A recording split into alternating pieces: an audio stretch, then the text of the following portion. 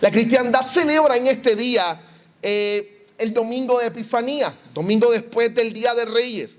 Y Epifanía es una palabra fancy, una palabra cristiana para lo que significa revelación. Y lo que en esencia tiene que anunciar o presentar es el acto donde Dios se revela a nosotros. Y ese acto de revelación es un acto de amor en sí mismo. Déjenme volver a decir esto para puntualizarlo bien. El hecho de que Dios se nos revele en la persona de Jesús en sí mismo es la demostración más grande de amor. Es la antesala a la obra de la cruz, donde Dios está mostrando el inmenso amor que nos tiene.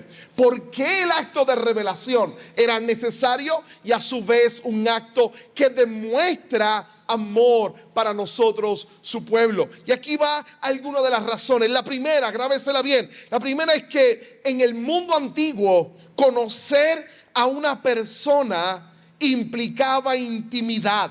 Es tanto así que cuando la Escritura decide hablar sobre la relación sexual sin ser literalmente detallista en ello, utiliza la expresión conocer. Pero mucho más, el hecho de conocer a un amigo implica eso, abrirle la oportunidad a que esa persona se convierta incluso tal vez en parte de tu familia. Conocer es algo importante en el mundo antiguo, pero sucede solo en la base de una amistad. El hecho de que Dios se nos revele a nosotros en la muestra de Dios diciendo: quiero que me conozcas, quiero que seas mi amigo, mi amiga, quiero tener una relación de amistad contigo. Por eso la revelación es una demostración del inmenso amor de Dios. Número dos, porque es necesaria y otra demostración de amistad, es porque cuando miramos a Génesis damos cuenta que el hombre se rebeló y nuestro pecado logró hacer algo en nuestra capacidad de conocer a Dios. La afectó. Usualmente las personas tratan de preguntarse por qué hay tantas religiones, por qué hay tantas variables de adoración a Dios o a una deidad. Número uno, es porque el ser humano, por más que quiere esconderlo, aquí adentro su corazón le grita la existencia de un Dios. Lo trata de callar, pero esa voz es demasiado fuerte en su corazón. Y por lo tanto, como es demasiado fuerte, hay dos opciones: o que Dios se nos muestre para que nos dirija el camino, o, como decían los reformadores, nuestro corazón empezará a crear ídolos, se convertirá en una fábrica de ídolos y crearemos religiones para satisfacer o callar la voz que nos grita: existe Dios. Y ese es el gran dilema de la fe cristiana. El gran dilema es que Dios exige que sus criaturas le conozcan, pero para nosotros es imposible, una vez el pecado ha corrompido esa capacidad, poder conocer a Dios. ¿Cómo resolvemos esto? ¿Cómo resolvemos esa voz en nuestro interior que le grita al hombre: existe Dios, y tienes que relacionarte con Él, con la imposibilidad de hacerlo correctamente? Dios ha logrado vencer ese dilema y se nos ha mostrado en la persona de Jesucristo.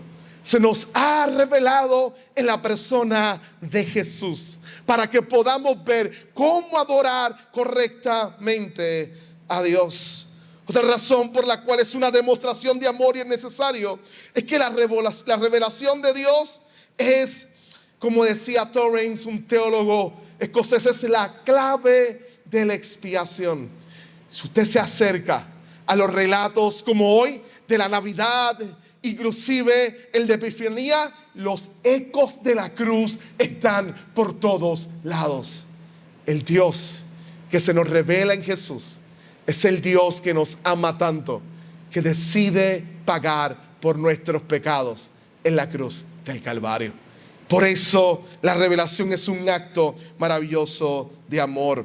Pero no solo eso, uno de los grandes hombres o pastores de la fe cristiana se encontraba con un dilema que de seguro nosotros de vez en cuando experimentaremos, y hay mucha gente alrededor del mundo hoy experimentándolo.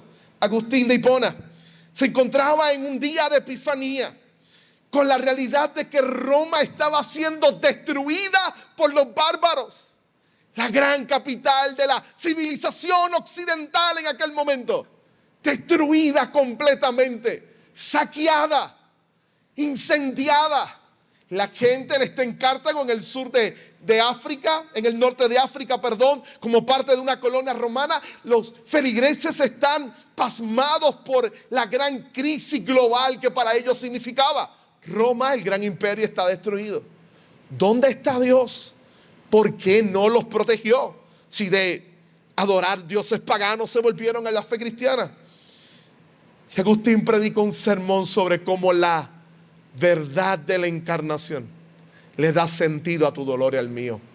Cómo al mirar el pesebre nos damos cuenta que el Dios omnipotente, el que todo lo puede, el que con simplemente la palabra de su boca creó todo lo que existe, el Dios todopoderoso decide hacerse hombre. Empieza y viene a la tierra como un pequeño bebé codependiente de su madre y de su padre. Viene como una frágil criatura. Crece, se enferma, lucha contra la adversidad que tú y yo experimentamos y tenemos. Pero no solo es que él experimenta, es que decide morir en la cruz para que un día ya no tengamos que experimentar dolor, sufrimiento e incluso para vencer lo que no podemos vencer con nuestras propias fuerzas, nuestro pecado y la muerte. Él viene a darle sentido a una vida de adversidad y de complicaciones, como recordando que aquel que se encarnó es aquel que murió, es aquel que resucitó, es aquel que está sentado en la diestra de nuestro Dios todopoderoso, es aquel que un día regresará para transformar todas las cosas, incluyendo tu vida y la mía, para gloria de su nombre. La encarnación o el acto de Dios revelarse en Cristo Jesús es un acto inmenso de amor. Un amor que, como decía Agustín, una vez más le da sentido a nuestra vida. El pasaje que tenemos por delante hoy, el que usted ve ahí, es un pasaje que fácilmente nos podría confundir si solamente miramos aquellas cosas que nos llaman la atención. Una estrella brillando que nadie puede entender qué es. Han habido libros, ensayos y debates para ver de qué trata la bendita estrella que está brillando en el espacio. Son 3, son 4, uno se perdió, son 5. Hablamos de una gran caravana. ¿Cuántos son los que van a darle regalos a Jesús? Son reyes, son magos, son dignatarios, son embajadores. ¿Cuál es el oficio de ellos? La gente se despista de la centralidad del mensaje de esta porción bíblica. ¿Qué tal si la estrella es fabulosa, pero no necesariamente en lo que Dios en este pasaje nos quiere decir? ¿Qué tal si la presencia de ellos es intrigante? Su título es intrigante, la cantidad de ellos es intrigante, pero no es lo que Dios nos quiere mostrar en este pasaje. ¿Qué tal si lo que Dios nos quiere mostrar en el pasaje es mucho más glorioso y poderoso que solo esos detalles que están en esta gran historia? Vamos a mirar algunos de ellos. Vamos a observar qué nos está diciendo. Lo inicial es una pequeña confrontación con áreas en nuestro corazón que, empezando el año, es importante que empecemos a examinar. ¿Qué es lo primero que el autor nos quiere decir? ¿Qué es lo que Mateo nos quiere gritar y situar? Lo primero en esta escena es que sorprendentemente vemos 2 reyes, no uno. Y eso es lo peligroso y lo conflictivo. Aquí hay 2 reyes, no solamente uno. Aquí hay 2 reinos, no solamente uno. Primeros versos del 1 al 3, mírenlo conmigo. Después de que Jesús nació en Belén de Judea, en los tiempos, y aquí es la presentación del primer rey, del rey Herodes, llegaron a Jerusalén unos sabios procedentes del oriente. Pregunta de ellos: ¿dónde está el que ha nacido rey de los judíos? Presentación del segundo rey. Preguntaron ellos: vimos levantarse su estrella y hemos venido a adorarlo. Cuando lo oyó Herodes, se turbó y toda Jerusalén con él. Dos reinos, dos reyes. El primero, Herodes, que es conocido como un rey. Y escúchelo bien, miren las pequeñas características de este individuo. Número uno, un rey ambicioso. La historia dice que es un rey meticuloso y detallista, es particular a la hora de lograr sus objetivos. A esta capacidad como rey, estas son las cualidades de este primer rey. Los historiadores nos dicen que era ambicioso, meticuloso y detallista cuando de lograr sus objetivos se trataba. Pero a su vez le sumamos un temperamento sanguinario. Tanto así que, solo para que tengas un pequeño ejemplo, en una ocasión él mismo lideró el asesinato de su esposa Miriam y de sus dos hijos, solo porque creyó los rumores que corrían en las plazas del pueblo de una supuesta conspiración de ellos para quitarle el poder a él. Dicen que primero manda a matar con unos soldados de él que no se atreven a matar a la hija del rey. Y él, molesto, dice que tenía que entonces encargarse y él mismo lidera el acto de quitarle la vida a su esposa y a sus dos hijos. Este es un hombre que no respeta los valores, pareciera insensible, ausencia de amor en su totalidad en su vida. Una persona fría, calculadora, que solo está pendiente o que solo le interesa su propio poder y bienestar. Eso es lo que él desea. Esa es la manera en cómo se muestra su rey. Por lo tanto, cuando nos acercamos a la lectura de estos versos, es imposible darnos cuenta del conflicto. Tú y yo conocemos el resto de la historia. Por un lado, tenemos a este rey malvado y cómo responde la gente ante este rey sanguinario. Por un lado, había un grupo de personas que lo entendían como un rey ilegítimo, alguien que no debía estar en esa posición. No era descendiente de David, no se merecía estar donde estaba. Sin embargo, había otro gran sector dentro de su pueblo que le gustaba la idea de pertenecer al Imperio Romano. Por lo tanto, esto significaba la oportunidad de escalar en el estatus del imperio. Así que qué bueno que tenemos un Herodes, alguien que puede lidiar y que puede relacionarse con el gran imperio romano y que puede ayudarnos para que podamos crecer y prosperar, que podamos tener éxito en la vida y acumular riquezas a través de él. Mientras vamos y mostramos esa manifestación de este rey, nos damos cuenta que toda esta apariencia, todo esto de ambición, de meticulosidad, de perversión, de fuerza, de la utilización de la fuerza, es solo apariencia para esconder en el corazón una persona sumamente miedosa. ¿Cómo así? Sencillo. Le tiene miedo a un niño que todavía depende de su mamá y de su papá.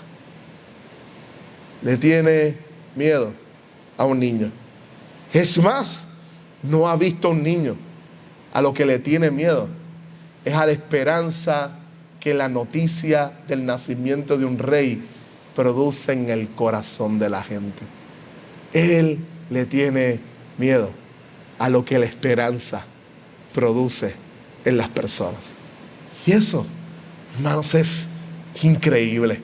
Cuando contrastamos a este rey con el rey que está todavía en brazos de su madre, no tiene corona, no tiene séquito, no tiene ejército, pero ya está derritiendo y cautivando corazones. No ha pronunciado una palabra coherente, que pueda entenderse, pero ya hay personas buscándole. No hay ningún edicto para iniciar una revuelta, pero ya tiene seguidores detrás de él. ¿Cuál va a ser la característica de este rey? No lo va a dirigir la idea o la obsesión del poder. Todo lo contrario, va a enseñar la ley de que el mayor es el que se convierte en servidor de otros. Va a demostrar que el principio fundamental de su reino no es la violencia, es el amor y el autosacrificio por otros. Va a mostrar un camino totalmente diferente y distinto. Una realidad bien diferente. Ahora, mientras vemos el conflicto de estos dos reyes, nos acercamos por un momento a observar las personas que se supone que esperaran a este segundo rey. Y aquí es que está realmente lo sorprendente o descabellante. Piénselo. Los magos llegan y le preguntan al primer rey, al malvado, al grotesco, al violento: ¿dónde está el rey de los judíos? Queremos adorarle. Él se molesta y dice el texto que luego llama o manda llamar a un grupo de expertos en la ley, sacerdotes, personas que estudiaban las escrituras, expertos. Los llama y les dice: vamos, díganme, ¿dónde van a ser él? Y ellos le saben responder el lugar, pero no se han dado cuenta de quién ha nacido.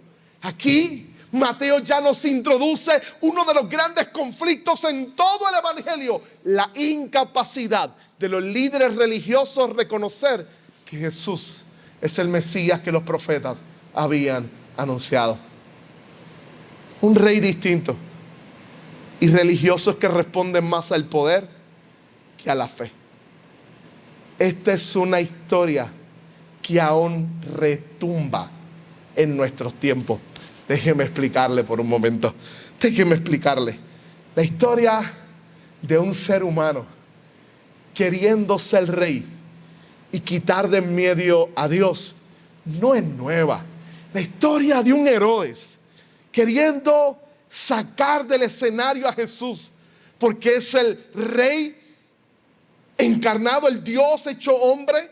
La idea de un rey humano queriendo quitarle la oportunidad a Dios de ser rey no es una historia nueva. Para Israel, para la comunidad, para el pueblo al cual Mateo le está escribiendo, esta historia solo son ecos de otra más antigua, de una historia más antigua que esta, una historia que se desplaza hasta el inicio de la creación completa. Cuando Dios, el rey creador, creó el planeta y el universo, cuando el rey creador puso a dos seres humanos, Adán y a Eva, para que allí estuvieran delante de ese rey, ese mismo escenario donde estos dos seres humanos decidieron desbancar a Dios del trono y quisieron ellos colocarse en el lugar de Dios.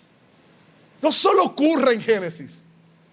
Vea la Biblia entera y se va a dar cuenta. Es la misma historia de Saúl. Cuando Dios le pone límites y él decide pasarlos, Dios no va a reinar en Israel, reino yo. Es la misma historia de David, cuando decide hacer lo que Dios le impide que haga. Es la misma historia del resto de los reyes. Pero ¿por qué tiene tanto eco en nuestra vida esta historia? Porque hay mucho de Herodes en tu corazón y el mío. Hay mucho de Herodes en tu corazón y el mío. Esto puede ser un buen momento para mirar hacia atrás. Mirar al año que ha pasado. ¿Cuántas veces nos hemos encontrado en esa precisa disyuntiva? Yo sé que Dios ha dicho, pero yo quiero hacer las cosas en mis propios términos. Vamos, ¿cuántas veces nos hemos encontrado en esa misma encrucijada? Yo sé lo que Dios ha dicho, pero quiero hacer las cosas en mis propios términos. Y lo fuerte de esta tentación es que es tan contundente que tenemos o podemos mirar hacia atrás y señalar algunas instancias donde lo que hicimos fue exactamente lo que queríamos hacer, aún en entendimiento y comprendiendo que no era la voluntad de Dios. Hay mucho de Herodes en nuestro corazón. Hay mucho de Herodes. Cuando hablamos de Jesús como rey, nos atribula la realidad de lo que implica que Él sea quien mande en nuestra vida. Tengo que rendirle todo lo que soy a Él. Tengo que darle todo lo que soy yo. Emplear y darle todo a Jesús. De eso se trata el evangelio, de seguirle a Él, de caminar hacia Él por su gracia y por su amor. Vivir entonces en respuesta, en profunda obediencia hacia Dios. Pero no es fácil. Aquí en Comunión, nuestro eslogan principal, y esta es nuestra identidad, que somos Comunión, somos una familia de discípulos que vive en misión. Pero esa parte de ser discípulo no es fácil. Implica día a día en comunidad aprender a renunciar a mí para que crezca Jesús en mi vida. Es caminar el camino de discipulado de Pablo. No hay otro. Es caminar con Pablo agarrado de la mano. Y aunque empecemos a confesarlo en voz baja, que llegue el momento en que lo creamos y lo vivamos y podamos confesarlo en voz alta. Ya no vivo yo. Ahora vive Cristo en mí. Ese es el objetivo del discipulado cristiano. Pero si tú eres como yo todavía, estamos muy atrás de poder gritarlo con Pablo y junto a él. Hay todavía áreas en nuestra vida donde tenemos que rendirlas a Jesús y decirle: quiero que tú seas el rey. Quiero que tú seas el Señor. Quiero que seas tú quien domines en mi vida. Yo quiero ayúdame a echarme a un lado. Yo quiero que seas tú la persona que dirija todo en mi vida. Una vez más, es complejo, pero esa debe ser la resolución número 1 tuya este año. Que haya más de Jesús y menos de ti. Esa debe ser tu principal resolución. Más de Jesús y menos de mí. Más de Él. Porque es fácil, inclusive como los religiosos, conocer lo que dice la ley y correr en una dirección distinta. Déjenme hacer una aplicación más aquí, aunque sea una nota al cárcel, por favor, grábela en su corazón. Este momento donde los que saben la ley deciden amar más el poder político que a Jesús es algo que debe resonar en nuestras vidas, sobre todo en este año. El 2024 es un año electoral y usted sabe cómo se pone el pueblo puertorriqueño ante su deporte principal. Vale la pena desde ahora recordar que no es el poder político, es Cristo Jesús. Que Él sigue reinando y seguirá reinando aún después de noviembre. No importa lo que pase, nada le sorprende. Él sabe lo que va a suceder y nuestro país no se viene al piso por un resultado electoral. Jesús sigue siendo Rey de Reyes y Señor de Señores. Ahora, no solamente la idea de 2 reinos y 2 reyes. Un reino cargado por la violencia y otro por el amor. Un rey que le teme a la idea de que Dios, hecho hombre, ahora reina y le quite la vigencia de él poder dominar y tomar decisiones. Algo que evoca a muchos de nosotros. Sino que a su vez, otra cosa que podemos observar en medio de eso es a los que el rey está llamando. O los llamados por el rey, como aparece en su boletín.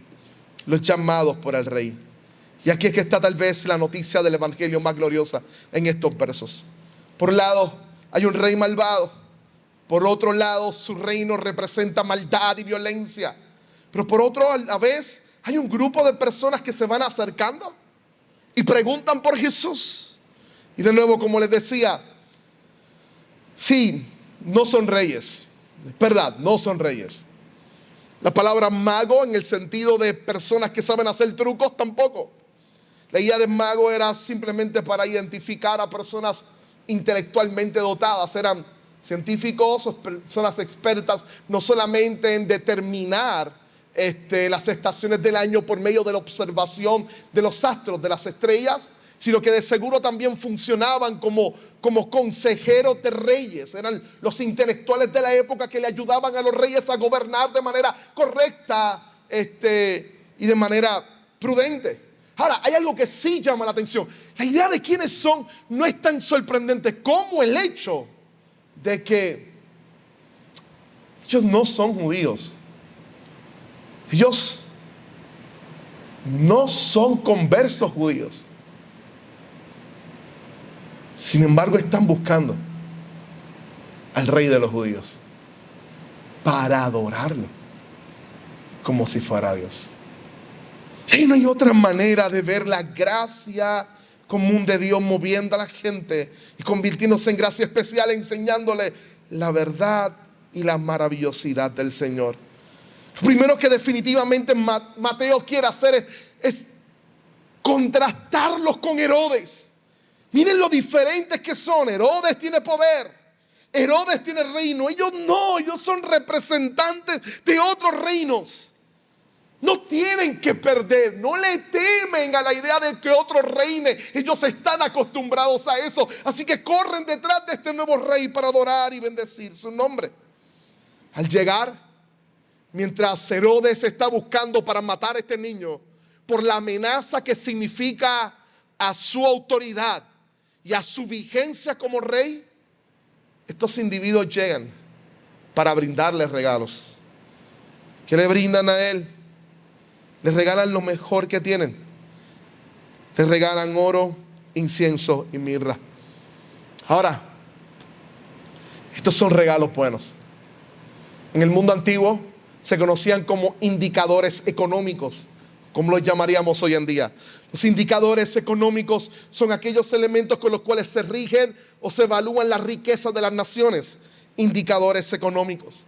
Ellos tienen estos objetos valiosos como el oro, como la mirra y como el incienso, que de nuevo eran los indicadores económicos de un reino, y le entregan grandes cantidades de esto a Jesús, porque es el rey de los judíos. Pero detengámonos, ellos no hay por qué hacerlo, no hay tratado internacional en aquel momento. Israel o los judíos no son un estado.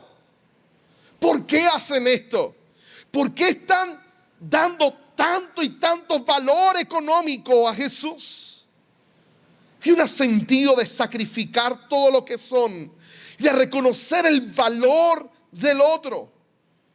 Cuando miramos esto desde el lente de la fe, no hay un indicador económico que pueda comparársele. Tal vez podríamos cambiar el concepto de indicador económico y llamarle el indicador de la fe, que nos enseñan estos caminantes. Lo que nos enseñan es que están dispuestos a darlo todo a Jesús. ¿Qué nos enseña eso a nosotros?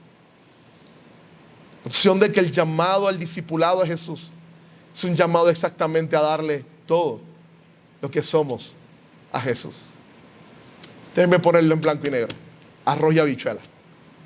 ¿Cuáles son nuestros indicadores para este año cuando decidimos amar a Jesús? ¿Cuáles pueden ser los indicadores de una buena vida? ¿Tiempo? ¿Cómo estás en la prestación de tu tiempo a Dios? ¿Dónde está Dios en las prioridades de ejercer tiempo? ¿Qué llena o ocupa tu agenda diaria? ¿Qué la ocupa? ¿Qué es lo que más te preocupa porque esté bien situado en tu agenda del día? ¿Es Dios? Parte de tu vida cotidiana es saber que estás diariamente dedicándole tiempo de tu día a Dios. Espacios donde puedas hablar con Él y escucharlo a Él a través de su palabra. Estás sacrificando de tu tiempo para tener una relación que crezca día a día con Dios. Eso es parte de tus prioridades diarias. Tal vez no. Pero sin embargo Dios te sigue llamando a ellos. Y aquí está lo glorioso una vez más del Evangelio. Ellos no conocen tal vez toda la historia del Dios de Israel. Pero están siendo llamados por la gracia de Dios. Ellos son pecadores. Es más, pareciera que en el texto no hay una gran confesión de fe de parte de ellos, pero ahí Mateo los coloca como grandes ejemplos de acción de dádiva a Dios. Son personas con su carga, con sus pecados, con sus dudas, pero han entendido que la fe no te pide conocerlo todo. Ellos no saben toda la historia de Israel. Ellos no saben lo que va a pasar después con ese bebé. Ellos no saben lo que va a suceder, pero la fe no te exige conocerlo todo. La fe solo te pide confiar, tomar tus dudas, echarlas en tus espaldas y empezar a caminar con Dios, con la confianza que en el camino Dios irá ayudándote a entender todas tus dudas. Cuando tú miras la Escritura, los llamados de Dios nunca han sido a personas que tienen toda su vida resuelta. Estos magos no tienen su vida resuelta. Tal vez regresarán y estarán dudando si él es el único que hay que adorar o qué hacemos con otras deidades. Ellos no tienen toda su vida resuelta. Pero Dios aún así los ha llamado, los ha sacado de su entorno y los ha llevado a los pies de Jesucristo. Lo más probable es algo ocurrió en el corazón de ellos. Pero no solamente son ellos, es Abraham, con todas sus dudas caminando con Jesús. Es David, con todas sus metidas de pata y dudas caminando con Jesús. Es Samuel, con todas sus dudas y problemas caminando con Jesús.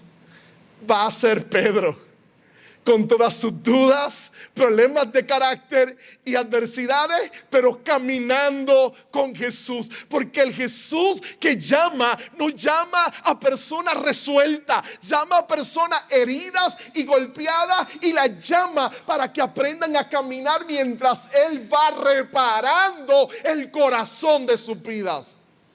Mientras Él se convierte en aquel que pone las piezas rotas en su lugar. Es el Jesús que llama, el que se ve presentado aquí. Es el Jesús que llama. No. Tener problemas con tu carácter, lucha con algunas áreas en tu vida, no es razón para no oír su voz y correr hacia Él.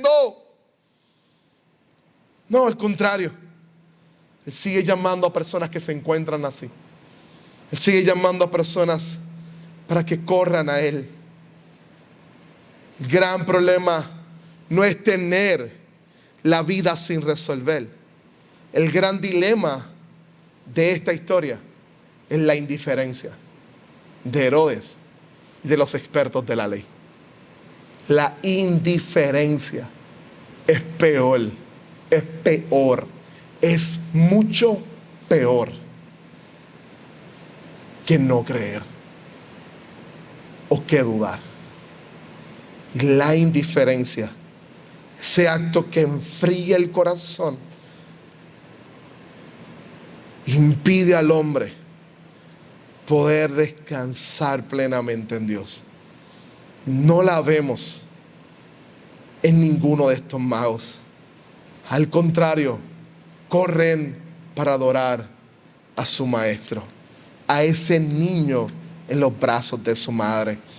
Ahora, ese niño no solamente se queda ahí. Lo tercero que Mateo nos quiere presentar es definitivamente un tema que va a correr todo su evangelio y que nos va a acompañar la mitad de este año. Déjenme aclararlo y ponerlo aquí para que simplemente empiece a observarlo. Mi tercer punto y último es el pueblo del rey. Y déjenme culminar con esto. Cuando miramos un texto como Mateo, lo próximo que nos preguntamos es: ¿qué Mateo le quiere decir a la gente que le escribió?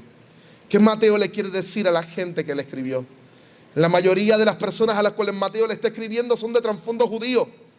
Y esta historia, como muchas otras, como te he contado, son cruciales y recuerdan hacia atrás a otras historias que ellos han escuchado anteriormente, a Génesis, como lo miramos ahorita, al Éxodo igualmente. La tiranía, el deseo de eliminar la esperanza del pueblo, el deseo de acabar y a matar inocentes, como va a aparecer en esta gran historia. La maldad manifestándose, el pueblo de Dios sufriendo por tiranos que los están dominando. Es la historia del Éxodo, es la historia de este pasaje. Pero Mateo quiere hacer algo crucial: anclar esta historia en el resto de la misma. ¿Cómo? Cuando miras una vez más este pasaje, hay una gran declaración ahí interesante. De nuevo, verso 2. En boca de los magos, ¿dónde está el que ha nacido rey de los judíos? Interesante. Esa frase no se vuelve a repetir en Mateo hasta que se vuelve a pronunciar en boca no de magos, sino de soldados romanos. Se vuelve a pronunciar sobre Jesús al final de ese evangelio. Pero ya Jesús, sin ropa, golpeado y desfigurado en una cruz, donde ellos le ponen arriba, Rey de los judíos. Desde la declaración de los magos hasta la cruz, nadie vuelve a llamar a Jesús así en todo el evangelio. Y nunca ningún israelita lo llamará de esa manera. Solo al principio, cuando los magos preguntan por Herodes, y al final, cuando otro Herodes lo manda a crucificar en la cruz. Este acto de encarnación está conectado profundamente con la expiación, porque en aquel momento el tirano es el pecado dominando nuestra vida, porque los sanguinarios y los violentos ahora no es Herodes o los soldados en el caso de la cruz, somos tú y yo.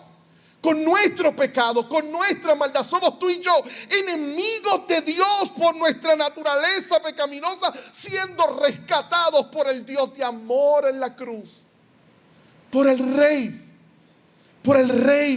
del pueblo de Dios.